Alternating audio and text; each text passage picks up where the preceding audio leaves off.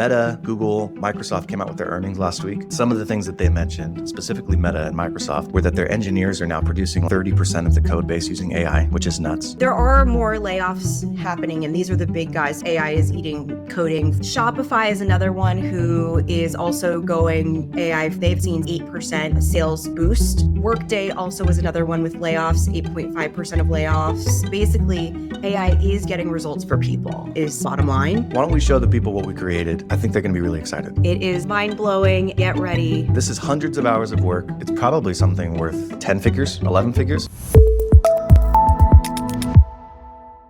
All right, Liz, another massive week for AI and the implications for boring businesses, which is what we talk about. The thing I'm most excited about is we finally built some real world applications for AI, correct? Yep, indeed. Why don't we show the people what we created? I think they're going to be really excited. Yes, it is mind-blowing, and get ready. Yeah, this is hundreds of hours of work. Honestly, it's probably something worth, I don't know, 10 figures? Something like that. 11 figures? Something like that. Okay. AI hallucination rates worsens. OpenAI's latest models, O3 and O4 mini, showed higher hallucination rates, 33% and 48%, than the O1 model, raising concerns about reliability and reasoning upgrades. Saudi Arabia's AI push boosts chip stocks. Announcements tied to Saudi Arabia's AI initiatives drove a rally in chip stocks like NVIDIA, AMD, and Qualcomm. Analysts are debating whether these are firm contracts or speculative letters of intent, highlighting the region's growing AI ambitions. Oh. First of all, I love babies. And second, to see us talking about AI as babies is amazing. It is. I think everybody's seen the AI babies, like famous people, Joe Rogan. Yep. People reading the news as babies. That was Liz and I Yep. as babies. We Had some fun. You know what's cool about that is, first of all, I got my painting right, which was awesome. And I am going to change the color of my wall behind me to that color blue. Great call out. Isn't that great? That's so funny. AI knows. I don't know how it knows, but it knows. Things are changing so fast. Even stuff like that, where you're able to create baby versions of us talking about AI. It's just nuts. It's just so crazy to me how quickly things are changing. Well, and I think that's, one of the best elements of it is the entertainment factor. I mean, anything you create, anything you put out in social media now, it's like the bar is now super high because you can do things like this. So, yeah. Text is almost dead. I mean, it's not, but it feels that way because all of feels that way. Yeah, these augmented experiences are pretty exciting. All right, so let's talk about some of the amazing things that happened this week. Big news, a lot of companies are doing layoffs. And so this has been hitting the news. There's been mixed feelings around this. So, and really sort of seeing the writing on the wall is from these big tech guys. So I'm going to pull up a couple charts just to illustrate what is going on, because I think that'll be helpful and to give some more context. While you're pulling those up, we talked a little bit about this last week, but Meta, Google, Microsoft came out with their earnings last week. And some of the things that they mentioned, specifically Meta and Microsoft, were that their engineers are now producing like 30% of the code base using AI, which is nuts. And I tried to find it, but I did some analysis that shows the revenue per employee at these tech companies has like exploded over the last 2 quarters in particular, because they've been laying off, but they're as efficient, if not more efficient than they were in the past. So top line revenue is growing, employee headcount's dropping down, and they're able to stay more profitable, and the revenue per employee is rising like crazy. So it's showing us that, hey, this is possible. Yep. Obviously, they're the first ones to do it because they're making the models and they're eating their own dog food. But this is coming down to the rest of businesses, even us, even the boring businesses that we operate. Absolutely. Like this morning, I saw a well-known entrepreneur with a holdco who said he just, axed about $25K of his annual SaaS budget with internal custom tools. So it is happening and it's coming down. But again, I don't necessarily think it's going to be full, layoffs and job cuts. I'll get into why I think that. So the big news with Microsoft, they basically said that they cut 6,000 jobs, 3% of their workforce. And they're said that money they're reallocating to investments in data infrastructure and AI infrastructure. And we saw this, alongside obviously the big Middle East deals happened this week, as baby Nick just shared with us. But I mean, I think right now the money is going into the infrastructure. And so if you can think through what's going to happen once that build out is complete, you can probably have some potential investments around that. Go ahead. Does it say where the 6,000 jobs came from? Like, where are they cutting? I tried digging into it because I was like, is it going to be in customer support? Is it their software engineers? Because that would be telling. I couldn't uncover exactly where. And they didn't say. But But the freak out about it is, I think, a little bit overdone, because then if you look at, okay, where's the Microsoft? Okay, the Microsoft headcount. So if you look at it per quarter over the last, since 21, and remember, there was big layoffs in 22, which didn't really hit Microsoft. But this is not that much compared to like their headcount overall. So I don't think this was as big a news as people made it out to be, because again, you just see this sort of little dip here. They have a ton of, 232,000 employees. That's interesting. So like you see the peak there in Q2 2023, I think. It's small on my screen. Yep. And then it drops, not even that much. It doesn't even drop to where it was in 2022, Q2 of 2022. And then they hire right back. Like they hit the peak within like 3 quarters. Yeah. So, I think this is sort of just normal business. Like, I don't think that the Microsoft news was huge. Again, everyone wants to frame from the fears. The employees on Blind, I'm looking at this on Twitter right now, are saying that layoffs are targeting principal managers and PMs. I'm assuming that means product managers with $600,000 a year plus comp packages. So that makes sense. They're getting rid of the management layer and bloated salaries. I just heard some comments from Larry Page of Google. Okay. That he's like, managers are done for. Like he feels managers are done for. Like they don't need this middle management layer within these companies. So this could be sort of that in effect, where Microsoft's like, we don't really need this middle layer anymore, and they cost a lot of money. Let's go ahead and axe them. But if you are a manager, don't get scared, because I actually think there's opportunity as a manager. So people, love to say managers are useless. They just basically are, moving puzzle pieces around and communicating up and down and whatever. But I actually think the skills in being a manager apply directly to AI. You have to give instructions, be a good communicator, know how to orchestrate things, put things together, prioritize and manage. And that's all highly applicable to AI. So it's just sort of reinventing yourself. It's the same with like every other position. It's just making each position more efficient. They're able to leverage their time even better. So I get it. They don't need as many managers because they have people with those skill sets, and they're now going to leverage AI to manage more. That's kind of the way. It's like there used to be people who would literally be hired to be in the meeting taking notes and like project management. So I think that's like the example of those duties of responsibility are, obsolete at this point, which is unfortunate, because like there's been some successful people who've had power plays in that role. Like there's Chris Sacca has a famous story that he basically leveled up in Google because he just sort of entered the meetings and was the note taker. So anyhow, it'll shift to be like, oh, I entered the meetings now. I'm just the AI manager, or, like the kid who shows them how to set up AI. But anyways, there you go, the new power play. Okay, so there's a bunch of other companies that are now in the tech world that, again, just sort of like seeing what's in the future here, of who are being AI first and this mindset. I just wanted to illustrate a couple others and then a little bit of backlash. So Duolingo recently came out basically saying like, everybody needs to know AI. If you don't know AI, you're basically going to be done for at the company. It's part of the culture now. And just an outcome that they've already achieved is they basically doubled their catalog in a year, which used to take years per course that they would build. And so, okay, so the course of catalogs. Yeah. And so for those who don't know Duolingo, it's just basically learning other languages. And the story behind Duolingo for another day is really, really interesting in general. I got to show one thing with Duolingo real quick. I think this might be the funniest tweet I've ever seen. Hey, I don't know if you remember this, but when we started this podcast, we entered into a social contract. I would spend time, energy, and money producing this podcast, interviewing these individuals, and giving you insights into how to build, buy, start, grow your business. And you would like, subscribe, and leave me 5-star review. Now, out of that, we both get to talk to really cool people and hear really cool insights. We both get a ton of value. But I just want to help you keep your word. So would you do me a favor? Will you go leave a 5-star review for me on Apple or Spotify? It would really help. And if you want, even share this with a friend. He is at the NBA draft combine and they're testing his standing vertical, and it's not great. And then Duolingo just retweets his video and says, learn Chinese and try Super Duolingo today. And the reason it's funny is because if you don't make it to the NBA, you're probably going to go play in China or Europe. And obviously Duolingo's calling him out. They're like, hey, you're not good. You're not getting drafted. You better learn how to speak another language. Oh, gosh. 14 million views from people. Whoever is the intern is that's running the Duolingo account needs a raise, because that was freaking hilarious. They have a very good brand and culture. I'm a big fan.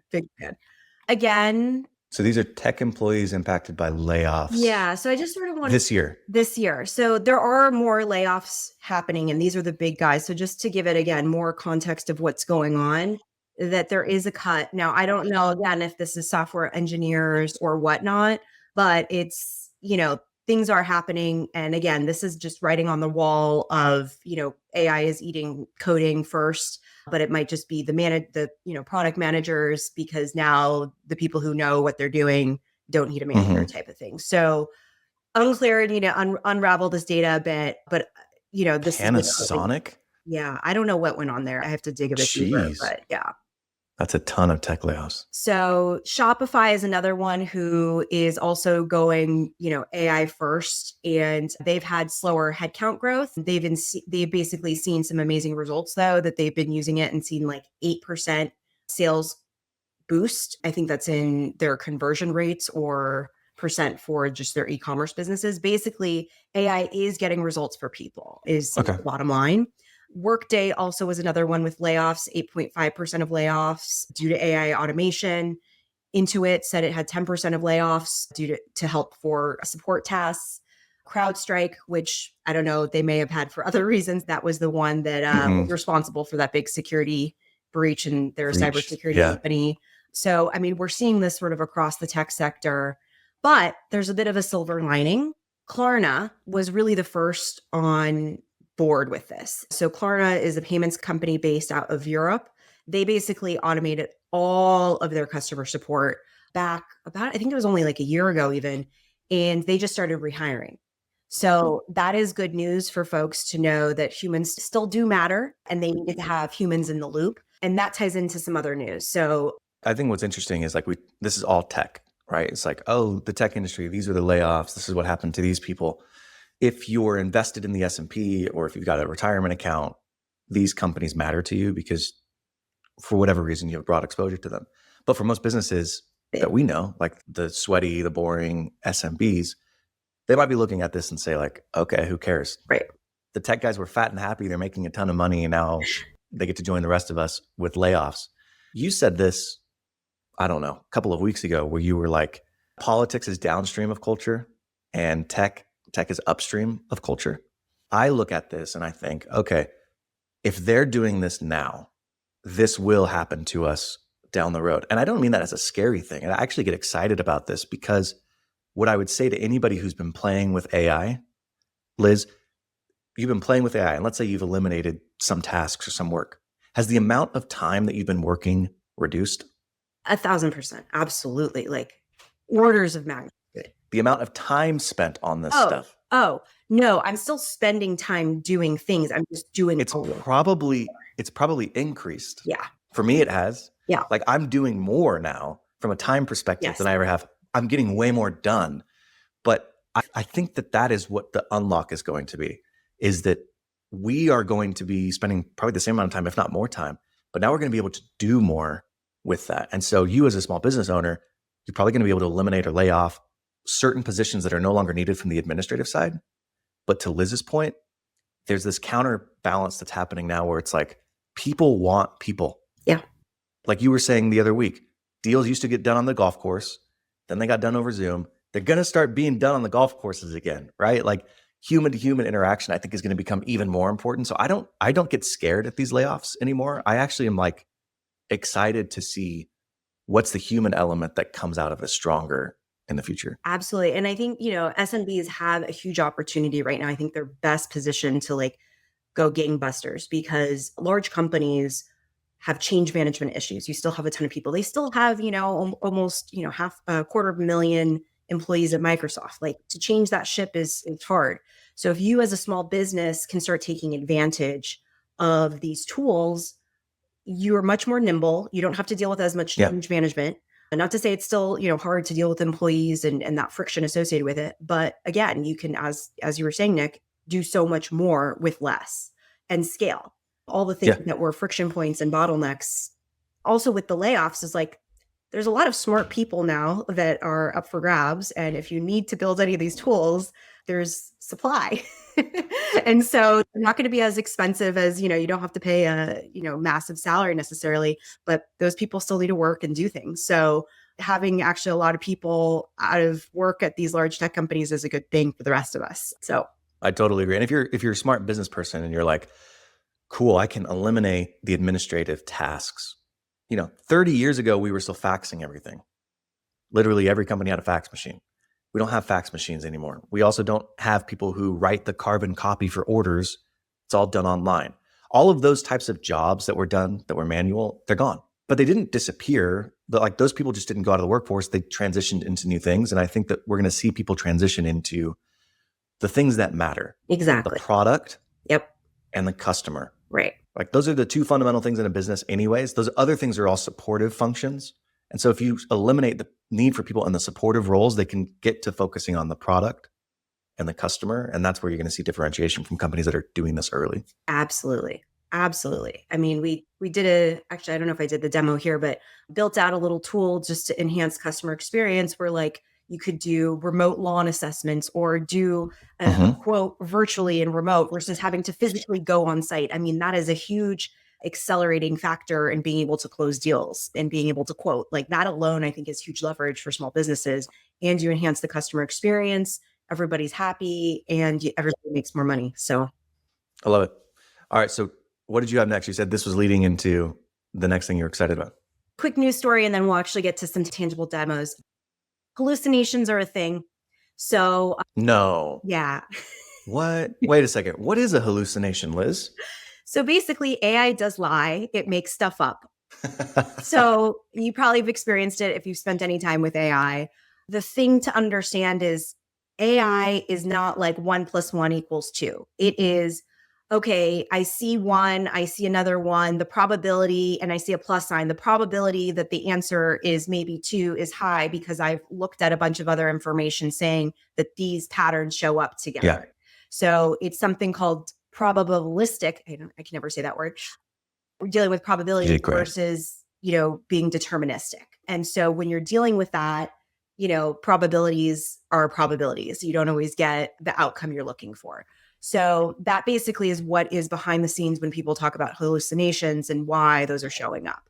And so we've been I saw this all over Grok this week of crazy hallucinations, which sometimes can come from people actually programming in bias, or it's just naturally doing it with these patterns. So all they did was acknowledge it. All they were like, yes, hallucinations are real. OpenAI came out with some new models. They had to roll one back because it was they added personality that made it too sycophantic. So basically it was just overly nice to you, which, yeah, okay, nice. But so they had to roll that back. And I guess it was just lying about a bunch of stuff because of that. And then they actually came out with numbers saying that between 33% to 48% were on some of the new models were hallucinations, which is Oh, holy crap. That's super high. Exactly. They were saying this on DeepSeek as well. So it's not only, ChatGPT, it's some of these other ones. So as they're improving the models, it's not all perfect improvements. It's actually trade-offs and other things are happening. So, you still have to have, again, the human in the loop. And I would be, concerned always of just relying 100% on AI. So I think that's a key takeaway.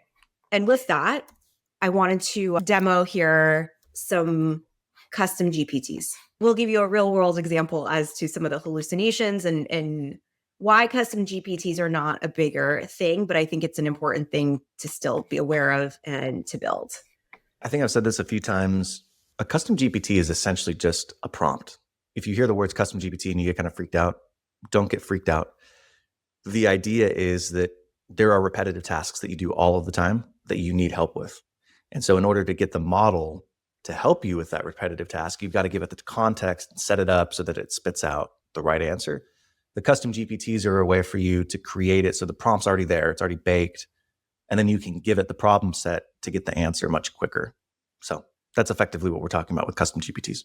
If you go into your just normal window when you're logged in, go to My GPTs, and then you'll see a little place called Create GPT, and then you'll pop up here. So basically you have create and configure. So create is you essentially will put in, context and information here, but configure is really where you want to be. You give it a title, description, and then instructions. Conversation starters, which are just when someone comes on to the screen just to know what is this, what do you start with? What do you mean? So let me just pull up an example here. So it's like I created conversation starters for I'm looking for an episode where a founder bought something or whatever. The thing that people are sleeping on though. Okay, so actually before I get into the thing people are sleeping on. So then you would add in like knowledge. So this is again, if you have files or again, context documents, things you'd want to include to create some kind of relevancy to the prompts you're going on. Then you give it capabilities. So web search, Canvas, which Canvas is coding, image generation, code interpreter, and data analysis. But the thing people have been sleeping on is actions. So what actions do are similar to a concept that we will eventually talk about that I am constantly excited about with Model Context Protocol. So this allows you to call tools, which are essentially like other AI automations with Zapier or actual APIs. You can pull into this area. And then within the prompting, you can basically say, I want, let's say, like they have an example around the weather. Like you can say, what's the weather today we'll do San Francisco. And it's going to go and pull, hopefully this works because I didn't test this, but it's going to go pull the weather. There you go. So this is just literally, it can connected to this API that has weather and it pulls it up. And so this allows you again to pull data from either your internal software tools, web apps that have an API, so on and so forth. And so this is a very similar but more straightforward concept than the Model Context Protocol. The challenge has been, and I have found this with custom GPTs, is the hallucination. So as we were talking about, I have slept on this custom GPTs and building out more of them because they just have not worked as effectively versus I think in Claude and Model Context Protocol has fewer hallucinations. I love this. I love how into the weeds you are. I want to take it way back to the beginning for stupid people like me. Let's just go through what the custom GPT is first. Yeah. And then I think that people will better understand how you utilize, what was it called? Tools? Yeah. Not tools. The actions within custom GPT. The actions. Okay. Okay. Can we make a custom GPT really quick? We can make one, or I have a demo we can do real quick as well. Okay. Sure. Let's do a demo. Let's do a demo because I already have this configured. So this is basically connecting to my calendar and email because I know last week you asked, can we actually send an email from Claude? And so I thought, let's see if we can do it with. Let's see if we can do it. Yeah. Okay. So I'm going to say, let's first check an email. So, okay, what was the last email? Hopefully, again, I don't know what emails I'm getting. So we'll see if this is exciting. What was the last email I received? Only share one result. We're doing this through ChatGPT, correct? Correct. This is ChatGPT. Okay. So it'll always prompt you to connect to these third-party things. So I connected it with Zapier. And that's why it prompted me to do that, which I have already configured and connected. All right. So now it's going to, again, permissioning and confirming things. And does it have to do that every time? Is it every single time you have to sign in and say, yes, I approve? There are certain ways to do it where you don't have to do it as much, but at some point, there's always going to be some element of confirmation, not as frequently as like we just saw, but other possibilities. And so we can just see, okay, it's saying find email received. There we go. Okay. All right, so this is just an email newsletter I got. Okay, so it basically provided gatekeeper, gate crasher, something, blah, blah, blah. Okay, so now we're going to say, let me actually just pull up my email over here and we'll bring it over to the window just to make sure there's nothing weird I can share, but to validate that was correct. So while Claude has a native integration with Google, you achieved the same thing effectively using Zapier. Using Zapier. And this one I wanted to do before we did Claude stuff because this is actually much simpler. So basically this was correct. This was the most recent email I received here. So it's a newsletter, whatever. Okay. So now what we're going to do is we're going to look in my drafts. Okay. So you see I've got drafts here. So now we're going to pop back over to here and we're going to say, I'm just going to do a draft. Actually, we can even, we'll do a draft and then I can even shoot you over an email and you tell me if you received it. Okay. Create a draft responding to this email saying, yo, what's up? All right. I don't know. Simple, whatever. Obviously, use business speak and be nicer. But okay, so confirm. But as you can see, Okay, so you do have to confirm. It's working. Okay, review and confirm it here. So I guess it helps me pop over. Okay. So this is the other annoying thing is that I have to like go and confirm this here, which at some point I think they'll remove as a step. Okay. And now let's refresh. While you're doing this, you can actually push it to do functions. Can you ask it to do qualitative work? Can you say, hey, take a look at my emails and tell me which is the most important to respond to today? Or how many emails do I have unread? Or what was my last communication with Brian about this project? Like, can it do those things? Yes, it can. I haven't put the instructions in here for it to do that. So let's see just from my prompting. Basically, this is the limitation of custom GPTs is you want to give it a narrow function. It sometimes doesn't go outside of the scope of the rules, but let's see. I don't know. Okay. Which is the most important? Respond to today. Let's see if okay. So the draft didn't show up. Make sure it might be on a different email. Hold on. Oh no, that was the right email. Okay. Well, I want you to go to the GPT itself and show us how you set it up. Yes. And then also show us Zapier. Okay. So this is where, again, like, I think it's very good for very simple things, but this is where like limitations are in GPTs. Well, and you didn't, like you said, you didn't write the prompt to let it know what most important means. Exactly. Okay. So let's go back. Okay. We'll just start a new one. Okay. So here, okay, what do we want to do with this GPT? We want email checker. Okay, email checker. Super simple. Okay.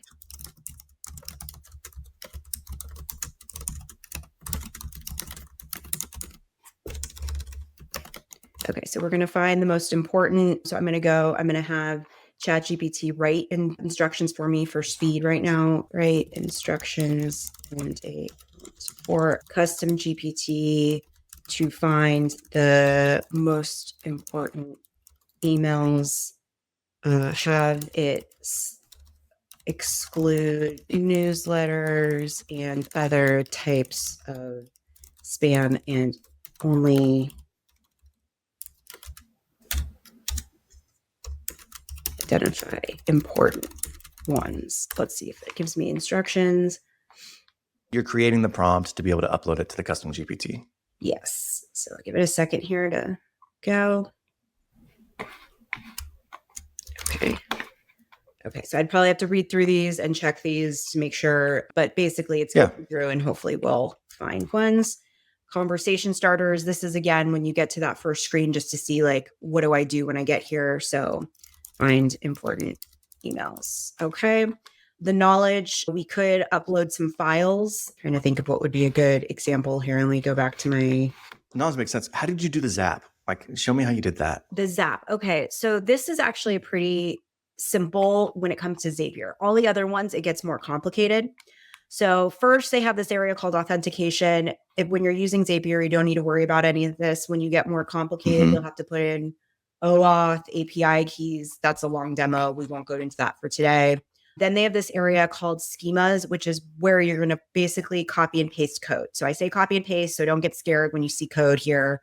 But the simplest thing is you're going to import a URL and you're going to get that from Zapier, which they've made it super simple. That's why Zapier is a good tool for this sort of thing.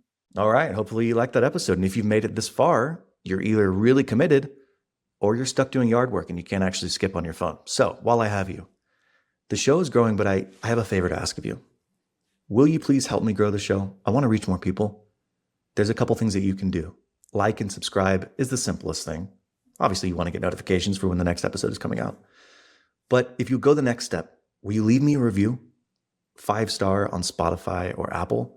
What that does is it tells the algorithm that, oh, hey, this is a high value podcast because more people are leaving reviews for it. And it then pushes it out to more people. So that's why when people are like, will you like and subscribe and put a 5-star rating? It's not just to make themselves feel better. It's actually to get more exposure for the show. So if you do that for me, I would greatly appreciate it. And I'll see you next time.